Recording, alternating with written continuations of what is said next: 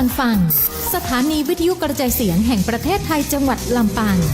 FM 97 MHz คุณแม่ขาโรงเรียนให้แต่งชุดไทยหนูขอใส่ผ้าสิ้นของคุณแม่ไปได้ไหมคะได้สิคะลูกเนี่ยผ้าสิ้นลายจกฝีมือทอของคุณยายหนูนะสีสันสดใสสวยไม่แพ้ใครเลยล่ะแล้ววันหยุดนี้หนูขอไปเรียนดนตรีไทยหนูชอบขิมมันเพราะดีค่ะคุณแม่ดีเลยค่ะลูกดนตรีไทยเป็นเอกลักษณ์ของชาติไทยการเล่นดนตรีไทยก็ถือเป็นการร่วมอนุรักษ์และสืบทอดไม่ให้สูญหายนะขอบคุณมากค่ะคุณแม่หนูไหว้สวยมากค่ะลูกรู้ไหมการไหว้เป็นวัฒนธรรมทักทายตามมารยาทไทยที่ใครๆเห็นก็ชื่นชมทั้งนั้นค่ะหนูสุดภาคภูมิใจที่ได้เกิดมาเป็นคนไทยค่ะคุณแม่ร่วมสืบสารส่งต่อความภาคภูมิใจในความเป็นไทยโดยสำนักงานประชาสัมพันธ์ที่ 3 กรมประชาสัมพันธ์พล่ะแก้วเคยสังเกตก็ในปฏิทินไทยมีวันสำคัญเกี่ยวกับสถาบันพระมหากษัตริย์อยู่เกือบทุกเดือนเลยนะแต่ก็นี่แต่กะก็อย่างเช่นเดือนมกราคมวันที่17วันป่อขุนรามคำแหงวันที่18วันสมเด็จพระนเรศวรมหาราชส่วนเดือนมีนาคมวันที่31วันพระบาทสมเด็จพระนางเกล้าเจ้าอยู่หัว2เมษายนวันคล้ายวันพระราชสมภพกรมสมเด็จพระเทพราช6เมษายนวันจักรี4พฤษภาคมวันชัดมงคล3มิถุนายนวันเฉลิมพระชนมพรรษาสมเด็จพระนางเจ้าพระบรมราชินีใจวันที่28กรกฎาคมวันเฉลิมพระชนมพรรษาพระบาทสมเด็จพระเจ้าอยู่หัววันที่12สิงหาคมกับวันแม่แห่งชาติ24กันยายนวันมหิดลนี่เดือนตุลาคมก็มีวันสำคัญก็คือ13ตุลาวันคล้ายวันสวรรคตของในหลวงรัชกาลที่9วันที่21ตุลาวันคล้ายวันพระราชสมภพสมเด็จย่าและก็23ตุลาก็เป็นวันปิยมหาราชวันที่14พฤศจิกายนวันพระบิดาแห่งฝนหลวง25พฤศจิกายนวันวชิราวุธและก็วันสำคัญในเดือนธันวาคมคือวันที่5วันป่อแห่งชาติครับสังคมไทยเฮาให้ความสำคัญกับวันเหล่านี้คนไทยฮักและก็เทิดทูนสถาบันพระมหากษัตริย์เพราะสถาบันพระมหากษัตริย์อยู่คู่กับคนไทยมาอย่างยาวนานปรารถนาดีจากสำนักงานประชาสัมพันธ์ที่ 3 กรมประชาสัมพันธ์ค่ะวิทยุแห่งประเทศไทยให้ความรู้คู่ความสุขที่นี่สถานีวิทยุกระจายเสียงแห่งประเทศไทยจังหวัดลำปางทำการส่งกระจายเสียงในระบบ FM ความถี่ 97 เมกะเฮิรตซ์จากนี้ไปเชิญติดตามรับฟังรายการม่วนใจไปกับกองทุนฟื้นฟูและพัฒนาเกษตรกรโดยสำนักงานกองทุนฟื้นฟูและพัฒนาเกษตรกรสาขาจังหวัดลำปางค่ะ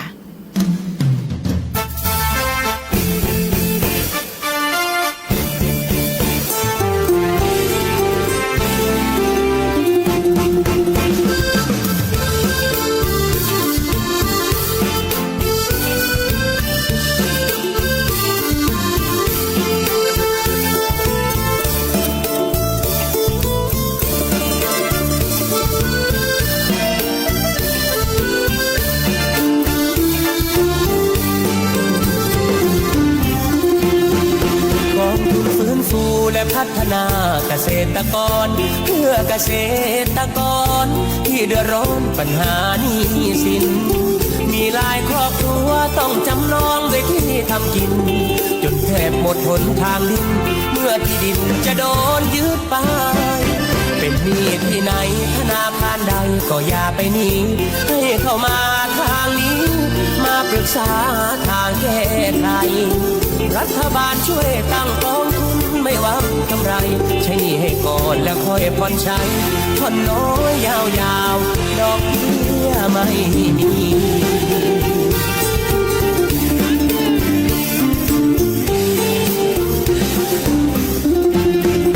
กองทุนฟื้นฟูกันด้วยหัวใจเพื่อเกษตรกรไทยทั่วเมืองไทยที่มีปัญหาฟื้นฟูเร็วรีบเพราะมีเงินทุนให้พัฒนาเราเอาหัวใจมาช่วยนำพาทุกวันเวลาไม่มีพันแปรกองทุนฟื้นฟูและพัฒนาเกษตรกรความรักความอาทรจากหัวใจห่วงใยดูแลทำงานโปร่งใสรวดเร็วทันใจแก้ไขเพียงแค่ด้วยปณิธานที่แน่วแน่เราพร้อมดูแลพี่น้องทุกคน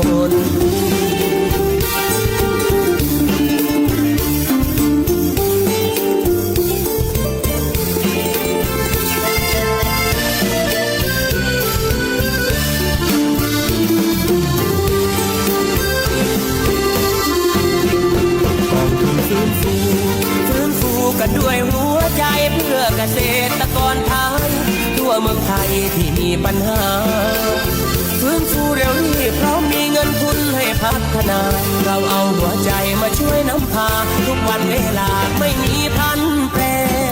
กองทุนฟื้นฟูและพัฒนาเกษตรกรความรักความอาทรจากหัวใจห่วงใยดูแล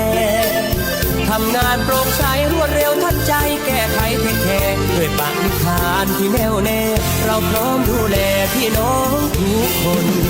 ทำงานโปร่งใสรวดเร็วทันใจแก้ไขเทคแคร์ด้วยปณิธานที่แน่วแน่เราพร้อมดูแลพี่น้องทุกคน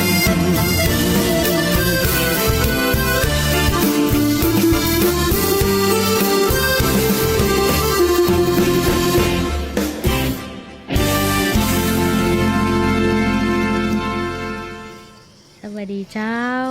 ทักทายแฟนรายการทุกท่านนะเจ้าเนาะบ่ายวันนี้นะเจ้าเนาะเป็นยังไงกันพ้องนะเจ้าวันนี้ก็มาเป็นเพื่อนเป็นป้องกันนะเจ้าหลังจากกินข้าวน้ำจำข้าวตอนละนะเจ้าเป็นประจำทุกวันอังคารนะเจ้าเนาะเวลาบ่ายโมงถึงบ่าย2โมงโดยประมาณนะเจ้าเป็นเพื่อนเป็นป้องกันอยู่วันเวลาดีๆกับสวทลำปาง97เมกะเฮิรตซ์นะเจ้าแล้วก็อยู่กับรายการม่วนใจไปกับกองทุนฟื้นฟูและพัฒนาเกษตรกรม่วนใจบ่ม่วนใจก็จำเป็นต้องม่วนใจแล้วนะเจ้าอยู่ด้วยกันละนะเจ้าเนาะวันนี้แฟนรายการอยู่ตังใดพ้องนะเจ้าเนาะและทักทายกันเข้ามานะเจ้าทักทายไปยังแฟนรายการวันนี้สำนักงานกองทุนสาขาจังหวัดลำปางคึกคักขนาดตอนนี้นะเจ้าเนาะก็มีพี่น้องเกษตรกรที่ได้รับงบอุดหนุนแล้วก็งบกู้ยืมนะเจ้าเข้ามาแวะเวียนกันนะเจ้าเดี๋ยวสักกรรมกับปะกันนะเจ้า2 วันเต็มๆที่เขาอยู่ด้วยกันนะเจ้าเนาะวันนี้ก็ยังทำหน้าที่ยังเป็นบอกว่าเราพร้อมดูแลพี่น้องทุกคนนะเจ้าวันนี้ข้าเจ้าลุงสุรีชัยสอนพนักงานอาวุโสสำนักงานกองทุนสาขาจังหวัดลำปางนะเจ้ารับผิดชอบงานฟื้นฟูได้รับมอบหมายจากหัวหน้าสำนักงานเนาะนะเจ้าคือมาอู้จ๋านะเจ้าเนาะเป็นเปื่อนเป็นป้องแฟนรายการแล้วก็เอาข้อมูลข่าวสารที่เป็นประโยชน์นะเจ้าเนาะคือพี่น้องได้รู้ว่าตอนเนี้ยกองทุนฟื้นฟูเฮาเนี่ยอย่างอยู่นะเจ้าแล้วก็จะเดินหน้าไปยังใดนะเจ้าเราพี่น้องเกษตรกรในพื้นที่นะเจ้าเนาะมีอย่างก็เอื้นกันมาได้นะเจ้าอาจจะเอื้นมาตั้งสวทลำปางก็ได้นะเจ้าหรือว่าเอื้นไปยังสำนักงานกองทุนสาขาจังหวัดลำปางนะเจ้าหลายคนถามว่าน้องลุงสำนักงานกองทุนจังหวัดลำปางอยู่ตังใดนะเจ้าบอกทุกครั้งนะเจ้าเนาะว่าสำนักงานกองทุนฟื้นฟูสาขาจังหวัดลำปางตั้งอยู่ที่ศูนย์ราชการจันทร์2นะเจ้าเนาะตั้งไปไม่เหมาะปุ้นนะเจ้าถ้าท่านขึ้นไปนะเจ้าเนาะก็อยู่ฝั่งตังตะวันตกติดกับปั๊มน้ำมันนะเจ้าเนาะจะเข้าด้านข้างก็ได้ด้านหน้าก็ได้ด้านหลังก็ได้นะเจ้าเอาแต่ที่ท่านสะดวกนะเจ้าเนาะวันนี้นะเจ้าหลายคนนะเจ้าเนาะมาว่าน้องลุงนี่นะไปจัดรายการขอบทเพลงกิมเนอร์นะเจ้าวันนี้เฮามีไอ้บ่าวนะเจ้าหน้าตาดีสุดหล่อมานั่งคัดเลือกบทเพลงให้เฮานะเจ้าเนาะก็มีแฟนรายการขอมาตั้งแต่ต้นชั่วโมงแล้วก็ติดข้างกันไว้นะเจ้าหลายๆสัปดาห์นะเจ้าเนาะก็ยังติว่านะเจ้าก็เดี๋ยวสักกรรมจะทยอยนะเจ้าเวลาเราก็มีจำกัดนะเจ้าเนาะ1 ชั่วโมงโดยประมาณนะเจ้าตอนนี้ก็อยู่ที่บ่ายโมงนะเจ้าเนาะเกือบเข้ามาเกือบ15 นาทีละนะเจ้าเนาะก็ยังติว่านะเจ้าเนาะเวลาแห่งความสุขมันจะไหลไปเร็วขนาดนี้นะเจ้าเนาะตะกี้ก็มีแฟนรายการตังแจ้โฮมเมืองปานนะเจ้าแล้วก็แม่ทะส่วนหนึ่งนะเจ้ารออยู่ที่สำนักงานบอกว่าเอาบทเพลงเพราะกิมเนอร์นะเจ้าบ่ฮู้ฟังกันอยู่ก่อนนะเจ้าเนาะตังสำนักงานกองทุนฟื้นฟูนะเจ้าส่งลิงก์ไปให้ละนะเจ้าเนาะก็ส่งกำลังใจให้พี่น้องนะเจ้านั่งทำเอกสารตะวาบอกว่าพี่น้องเกษตรกรเฮาถนัดแต่อันเนี่ยการบัถนัดเอกสารนะยังว่าเนาะเรียนรู้ไปด้วยกันนะเจ้าหน้าที่กองทุนฟื้นฟูยินดีนะเจ้ากับพี่น้องสมาชิกกองทุนฟื้นฟูทั้ง13อำเภอนะเจ้า1,000 กว่าองค์กรแล้วก็ 100,000 กว่ารายนะเจ้าเนาะเดี๋ยวสักช่วงต่อไปเฮาค่อยมาอู้มาจ๋ากัน นะเจ้าทักทายสวัสดีทุกท่านนะเจ้าขอบคุณยังดีเจยุ้ยนะเจ้าดีเจยุ้ยสังวานส่งลิงก์มาละนะเจ้าเนาะน้องอบอกขอเพลงหน่อยนะเจ้าเนาะเดี๋ยวส่งให้กันละกันนะเจ้าเนาะหลายๆพื้นที่นะเจ้าเนาะอยู่ด้วยกันกับบทเพลงเพราะๆนะเจ้าแล้วก็ข้อมูลข่าวสารกะเดี๋ยวน้องลุงจะมาบอกว่าแผนโครงการตีท่านส่งเข้ามาคืบหน้าไปถึงไหนละเอาไปฟังบทเพลงเพราะๆก่อนกันละกันตีปีไอสุดหล่อเปิ้นจัดไว้ให้นะเจ้า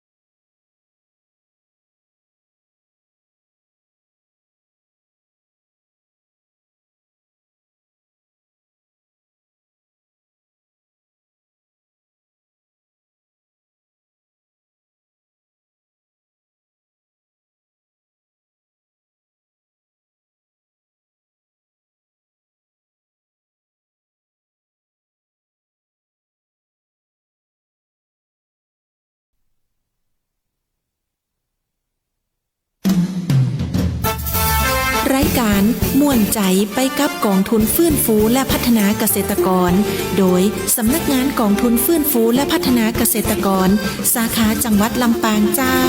กองทุนฟื้นฟูและพัฒนาเกษตรกรเพื่อเกษตรกรที่เดือดร้อนปัญหาหนี้สิน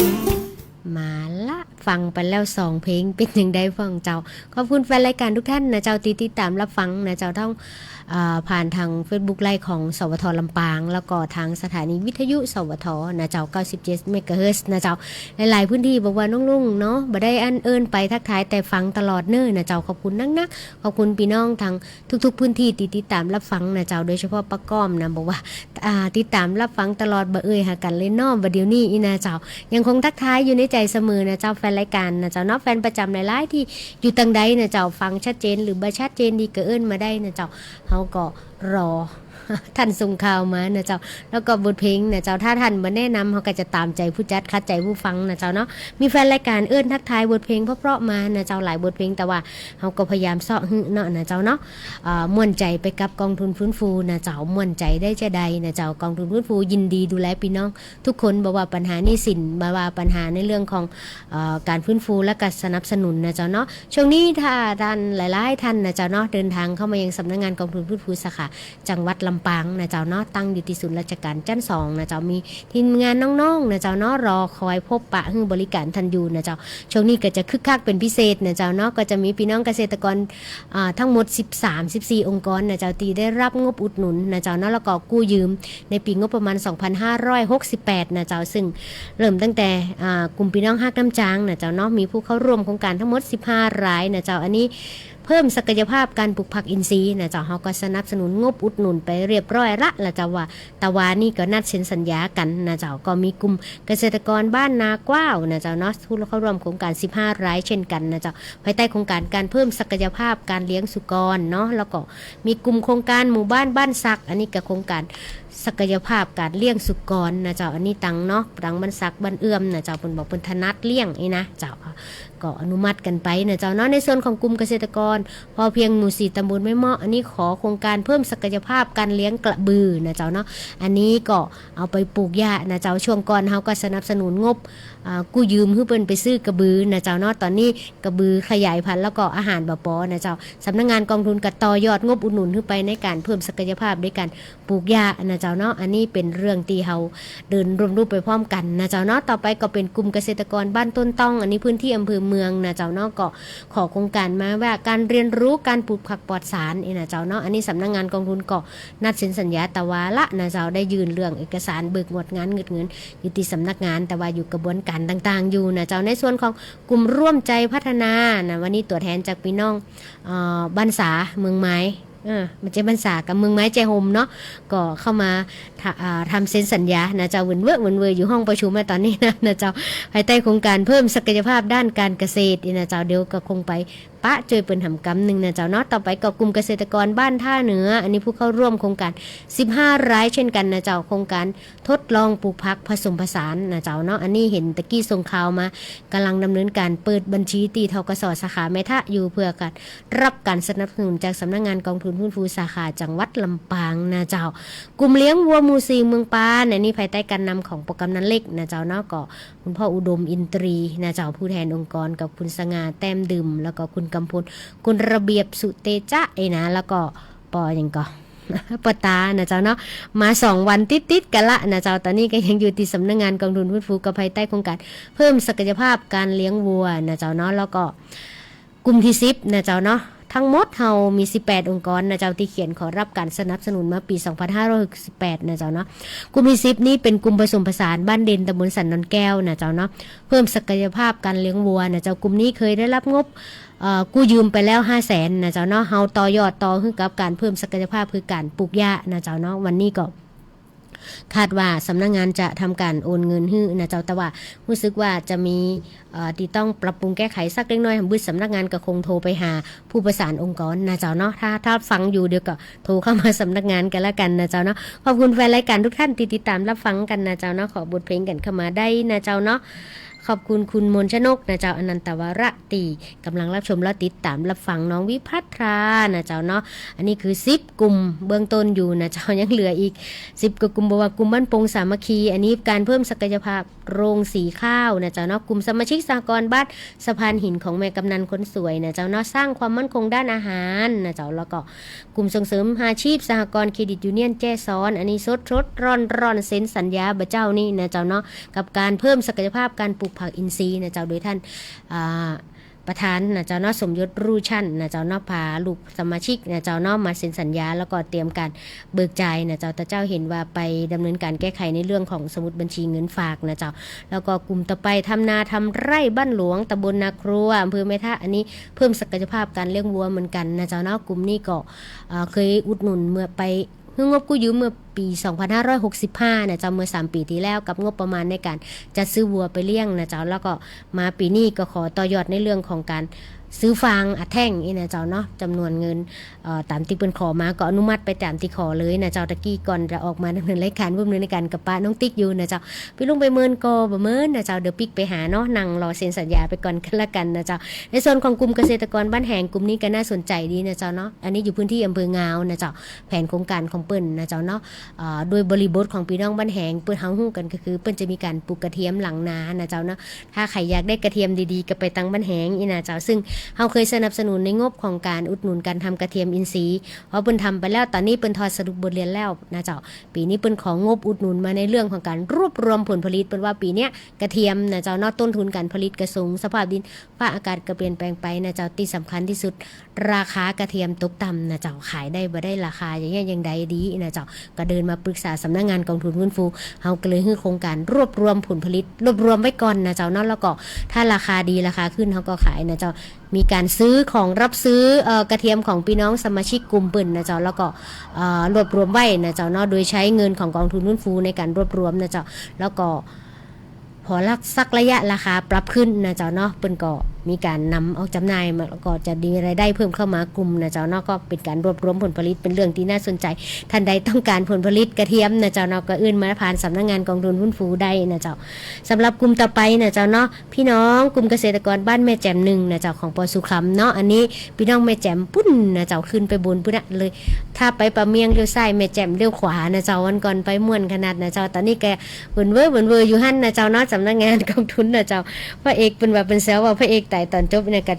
กับการเอกสารประกอบการทำเซ็นสัญญาแต่กลุ่มนี้น่าสนใจตรงเป็นโครงการเพิ่มศักยภาพการเลี้ยงพึ่งโพรงตามธรรมชาตินะเจ้าแล้วก็พึ่งของเปิ้นน้ำพึ่งเปิ้นเป็นน้ำพึ่งตี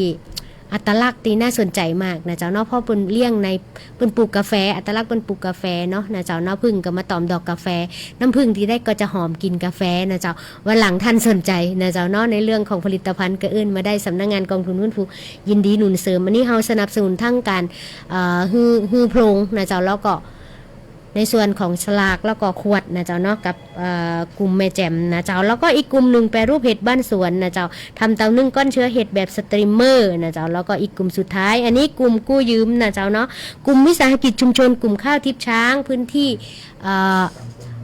อำเภอห้างชัดนะเจ้าตำบลปุงยางโคกภายใต้การนำของอาจารย์นันทวัฒน์แล้วก็ปเนตนะเจ้าเนาะใจเที่ยงซึ่งเป็นเรื่องที่น่าสนับสนุนกับกลุ่มเกษตรกรที่สนใจในเรื่องของสุขภาพนะเจ้าเนาะดูแลในเรื่องของข้าวอินทรีย์นะเจ้าส่งเสริมให้พี่น้องสมาชิกนะเจ้าเนาะพี่ปลูกข้าวอินทรีย์แล้วก็หลังจากนั้นก็มีการรวบรวมข้าวเปลือกนะเจ้าแล้วก็รับซื้อในราคาที่สูงกว่าท้องตลาดนะเจ้าเพราะว่าเปิ้นปลูกข้าวรวบรวมข้าวแต่เปิ้นไม่ได้ขายข้าวเป็นเม็ดข้าวเปิ้นมีสารบางอย่างนะเจ้าเนาะวันหลังสำนักงานกองทุนจะเอาข้อมูลมาอู้จ่ากับพี่น้องว่างบประมาณที่เฮาสนับสนุนลงไปแต่องค์กรน่ะน้องคิดว่าข้าเจ้าเนาะคิดว่าการสนับสนุนงบประมาณไปเป็นแค่จุดเริ่มต้นแต่สิ่งที่จะพิสูจน์ได้ว่าสิ่งที่เฮาลงไปเกิดประโยชน์แต่ก็คือจังหวะก้าวแล้วก็สิ่งที่เอาพูดกลับไปนะเจ้าวันหลังเฮาจะมาสื่อสารกันต่อสิ่งที่เฮาเริ่มต้นวันนี้มันเกิดอะไรอย่างขึ้นนะเจ้าเกิดความดีๆเกิดอะไรอย่างดีๆให้กับพี่น้องเกษตรกรที่จะเริ่มต้นเปิ่งต่อเก่านะเจ้าเนาะเอาแล้วเจ้าแฟนรายการหลายคนบอกว่าเปิดลิงก์บ่ได้อีนะเจ้าเนาะก็พยายามต่อไปนะจ๊ะเปิดลิงก์มาได้ก็เปิดวิทยุกันละกันนะจ๊ะนักเดี๋ยวแฟนรายการไก่นะตอนนี้ ผ่านล่วงเวลามาหลายนาทีและหลายคนรอฟังเพลงตะกี้แฟนรายการเนาะทักทายขอบทเพลงเข้ามานะเจ้าเดี๋ยวไอ้เปิ้นก็คงเลือกฮือนะเจ้าเนาะขอบคุณกำลังใจนะเจ้าน้องหนึ่งแล้วก็คุณปณิษยาน้องติ๋มนะเจ้าขอเพลงตัวเจ้าฮักสาวลูกสองอีบ่นะเจ้าฮักคุมเนินรายการบ่ นะเจ้าขอบคุณทุกท่านติดตามนะเจ้าบอกว่าคุณวอนจำแก้วนะเจ้าเนาะน้องหนึ่งแล้วก็คุณปณิษยาคุณมนชนกนะเจ้าเนาะแล้วก็แฟนรายการทุกท่านที่บ่ได้ทักทายเข้ามาแต่รับฟังอยู่นะเจ้าขอบคุณยินดีกับกำลังใจเอาละไปฟังบทเพลงอีกสัก2บทเพลงเดี๋ยวมาอู้จากันต่อขอบคุณเจ้า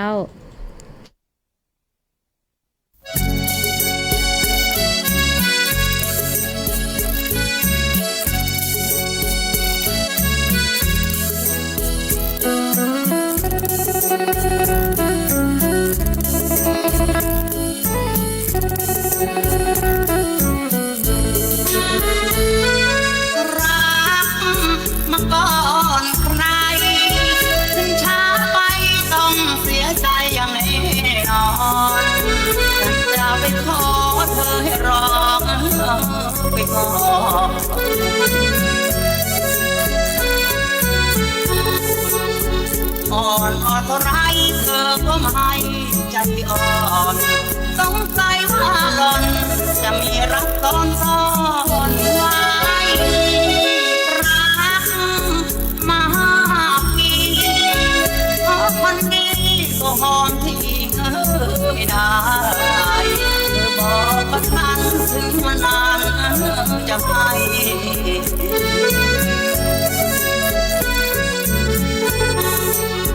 รักเธอมากจังเหมือนดวงอ่างห่วงไข่หลอกฉันเมื่อไรจะแจ้งให้ตายจำไว้เธอบอกมาจะพูดจาอ้อมค้อมเรียกเท่าไรก็ยอมเงินทองท่านพร้อมเสมอจะให้ทดแต่พ่อแม่สุขขอเธอตกลงนะอย่าให้ฉันเกิดเฝ้ารอจะนอนใจคืนรอไปจะแก่ตายจะเริ่มท้อหรือว่าคืนนี้คอยเศรษฐีรูปหล่อ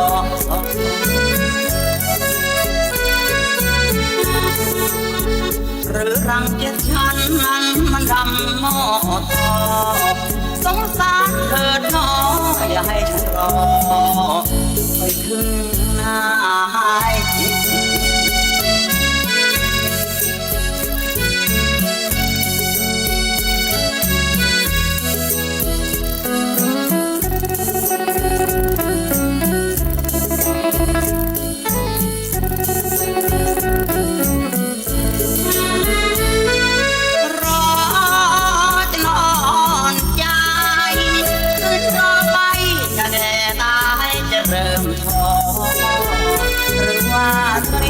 คอยเศรษฐีรูปหล่อ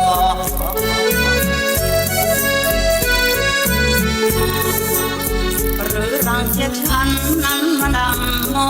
ต่อสงสารเถิดน้ออย่าให้ฉันรอให้ถึง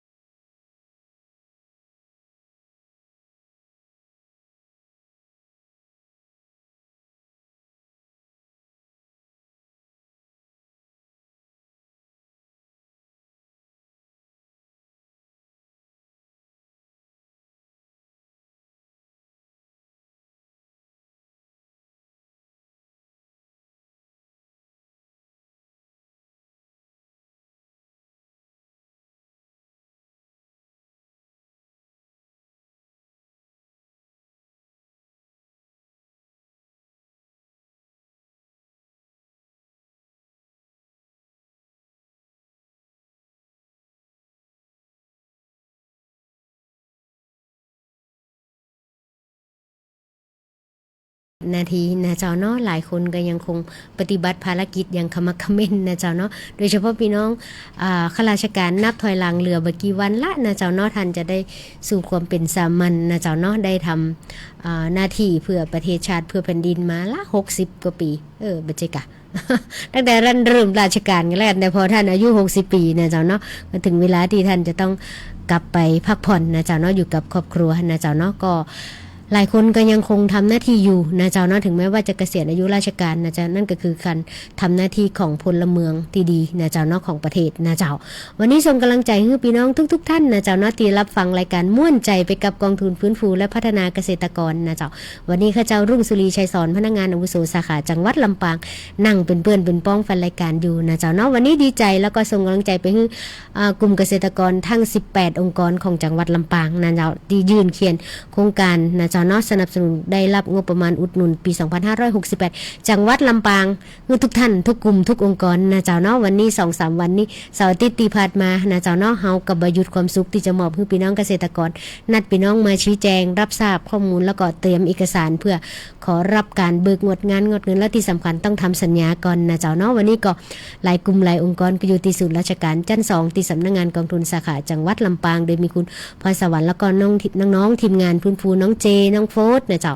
น้องบีมน้องแบมน้องบีน้องอีทนะเจ้าน้องต้อมนะเจ้าน้องไผ่จอยกันหมดนะเจ้าวันนี้ขมักเขม้นคนละไม้คนละมือนะเจ้ามีพี่น้องเกษตรกรหลายๆพื้นที่นะเจ้าบอกว่าวันนี้ก็ทยอยกันเข้ามานะเจ้าหลายองค์กรก็เข้ามาตั้งแต่วาละนะเจ้าบ่แล้วบ่เสร็จมาแล้วบ่ยังเตย การทำงานกับเอกสารนะเจ้าน้อยอย่างที่ว่านะเจ้างบประมาณที่สนับสนุนเป็นภาษีของพี่น้องนะเจ้าแล้วก็เป็นเงินเนาะภาษีของพี่น้องเป็นเงินหลวงก็ธรรมดานะเจ้าต้องมีระเบียบนะเจ้าเนาะหรือเป็นไปตามเงื่อนไขนะเจ้าเพราะว่าบางสิ่งบางอย่างนะเจ้าเนาะเฮาปรารถนาให้พี่น้องเกษตรกรนำงบประมาณที่ได้เป็นเครื่องมือในการทำมาหากินแล้วก็ต่อยอดนะเจ้าเรียนรู้ศึกษากันไปเป็นกันทดลองดูสิ่งที่เฮาลองลุกขึ้นมานะเจ้าเนาะเพิ่มศักยภาพให้ตัวเก่าเสริมศักยภาพให้องค์กรนะเจ้าแล้วก็ปึ้งตัวเก่านะเจ้าโดยมีกองทุนฟื้นฟูเป็นปีเลี้ยงนะเจ้าเนาะอันนี้เป็นสิ่งที่งดงามที่เฮาปรารถนาให้พี่น้องเกษตรกรลืมตาอ้าปากได้ภายใต้นี้ยุคที่ปัญหาทุกอย่างที่ถาโถมเข้ามาบ่ว่าปัญหาทางเศรษฐกิจนะเจ้าปัญหาทางสังคมปัญหาทางวัฒนธรรมหรือก็สำคัญที่สุดนะเจ้าความเสี่ยงของพี่น้องเกษตรกรก็คือชีวิตที่ขึ้นอยู่กับดินฟ้าอากาศเรื่องนี้เป็นเรื่องที่สำคัญที่เราจะต้องตระหนักกันนะเจ้าเนาะส่งกำลังใจให้พี่น้องกำเมืองแป้นะเจ้าเห็นลุงเป่งทักทายเข้ามาบอกติดตามรับฟังอยู่ให้กำลังใจพี่น้องเมืองแป้เน้อนะเจ้าพี่น้องบ้านน้ำแรมอีเนาะบ่ฮู้ว่าได้รับงบสนับสนุนจากกองทุนฟื้นฟูสาขาจังหวัดแป้ไปตะใดนะเจ้าเนาะส่งกำลังใจให้กันนะเจ้าขอบคุณทุกท่านนะเจ้าที่รับฟังนะเจ้าบางคนบ่ได้ทักทายกันเข้ามาแต่ฟังอยู่นะเจ้าคุณสุกันดามาละขอเพลงกันเนาะติดค้างไว้ก่อนเลยเจ้านี่นะเจ้าเนาะเอกสารยังตรวจอยู่เนอะสำหรับกลุ่มเกษตรกรนากว้าวนะเจ้าสำหรับคุณปณิษยานะเจ้าเนาะจากกลุ่มเกษตรกรผสมสารบ้านเด่นเดี๋ยวครูเข้าสำนักงานกั๊มนะเจ้าเนาะอาจจะต้องนำเอกสารไปแก้ไขตีธนาคารนะเจ้าเพราะว่าการเบิกจ่ายหน้าบัญชีเฮาได้ตรวจสอบแล้วฝ่ายการเงินบอกว่ามีบางอย่างที่จะต้องปรับปรุงแก้ไขนะเจ้าเนาะก็18กลุ่ม18องค์กรมี1องค์กรนะเจ้าสกทฟื้นฟูตำบลบ้านโป่งนะเจ้าอันนี้จะต้องมีการอนุมัติโดยมีเงื่อนไขนะเจ้าซึ่งในโครงการขอเป็นการเพิ่มผลผลิตมันสำปะหลังเนาะซึ่งสำนักงานกองทุนเคยอู้แล้วว่าเฮาบ่ส่งเสริมในพืชเชิงเดียวหรือว่าการพึ่งปัจจัยภายนอกนะเจ้าเนาะก็เลยว่าต้องมานั่งคุยกันก่อนนะเจ้าเนาะเพราะว่าเจตนารมณ์กองทุนคือการอนุรักษ์ทรัพยากรอย่างยั่งยืนอันนี้เป็นอีกหนึ่งโจทย์นะเจ้าที่ถ้าท้ายที่พี่น้องเกษตรกรต้องเดินไปให้ถึงนะเจ้าเนาะเพราะถึงวันเนี้ยนะเจ้าเนาะพื้นที่สีเขียวเองลดลงนะเจ้าจนน่าใจหายนะเจ้าทำให้อุณหภูมิโลกเปลี่ยนแปลงไปนะเจ้าเนาะไฟฟ้านะเจ้ายังสวกขึ้นเลยนะเจ้าเนาะทำให้เกิดปัญหาต่างๆบอกว่าการเสียสมดุลนะเจ้าเนาะของธรณีเองนะเจ้าเกิดร้อยเลื่อนสุมาแต่เจ้าฟัง ใจอยู่สำนักงานนั่นแหละตอนนี้นะเจ้าเนาะร้อยเลื่อนนะเจ้าขันขยับตัวของร้อยเลื่อนต่างๆนะเจ้าเนาะดินยุบก๊าซต่างๆกันนะเจ้าแล้วก็ที่สำคัญที่สุดก็คืออุณหภูมิที่มันเปลี่ยนแปลงแค่1 หรือ 2 องศาเพิ่มขึ้นนะเจ้าก็ทำให้การเจริญเติบโตหรือการของพืชของสัตว์นะเจ้าเนาะเปลี่ยนแปลงไปซึ่งต้องค คอยเฝ้าระวังและติดตามข้อมูลข่าวสารจากหน่วยงานตีเกี่ยวข้องนะเจ้าเนาะเพราะว่าทุกอย่างมีผลกระทบต่อพี่น้องเกษตรกรจังหวัดลำปางมีทั้งหมด13อำเภอนะเจ้าพันกว่าองค์กรแสนกว่ารายนี่บ่ใจน้อยๆนะเจ้าเนาะพี่น้องเกษตรกรแต่ณวันนี้ปี2568มีแค่18องค์กรที่ยื่นขอแผนโครงการเข้ามานะเจ้าแต่ในส่วนของการจัดการนี่นะเจ้าปีนี้เขาก็ได้งบประมาณมาประมาณ6ล้านกว่าบาทในการจัดการนี่นะเจ้าปี2569นะเจ้าก็บ่เหมือนนะเจ้าเนาะถ้านับปีงบประมาณก็เหมือนอยู่แต่ถ้านับปีบัญชีการเงินก็เดือนหน้านี่ก็เริ่มปี69แล้วนะเจ้าก็มีพี่น้องทยอยแผนโครงการเข้ามาเฮาจะนำเข้าสู่การประชุมอนุกรรมการภายในวันที่25นี้ละนะเจ้าเนาะก็ในส่วนของปี2569ใครยังไม่ได้เขียนแผนมาส่งมาเนอะเจ้าเอาละไปฟังเพลงก่อนกันละกันเดี๋ยวหลายคนว่าไก่แล้วอีนาน้องลุงไปจมนักนะอยากฟังเพลงอีนะโอ้นะฟังกันกะติดหนุ่มมาเตือนนะเจ้าเนาะมวนใจอยู่ด้วยกันเอาละเจ้าไปฟังบทเพลงเพราะๆก่อนกันละกันเจ้า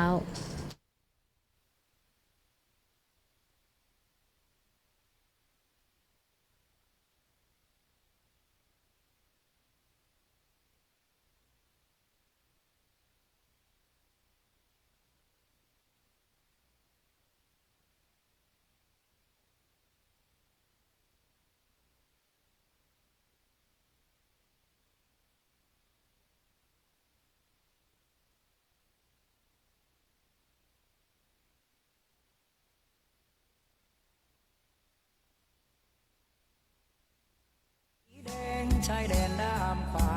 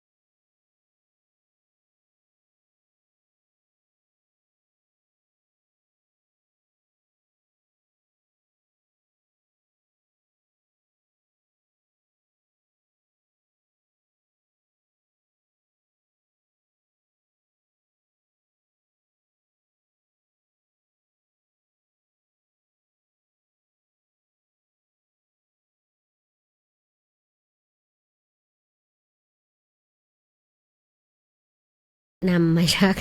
ทีมงานคุณภาพอีนะเจ้าคุณนัดฟาร์มนะเจ้าเนาะทักทายกันเข้ามานะเจ้าขอบคุณนักๆเจ้าติดตามรับฟังกันทุกชั่วโมงนะเจ้าเนาะทุ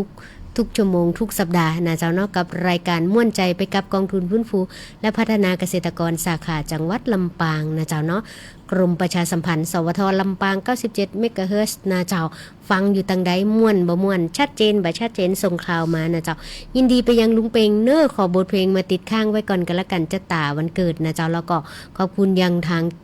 กลุ่มเกษตรผสมผสานบ้านเด่นนี่นะอยู่ในรถฟังในรถอีนะหัวเราะกันเศร้าแล้วอีนะขอบทเพลง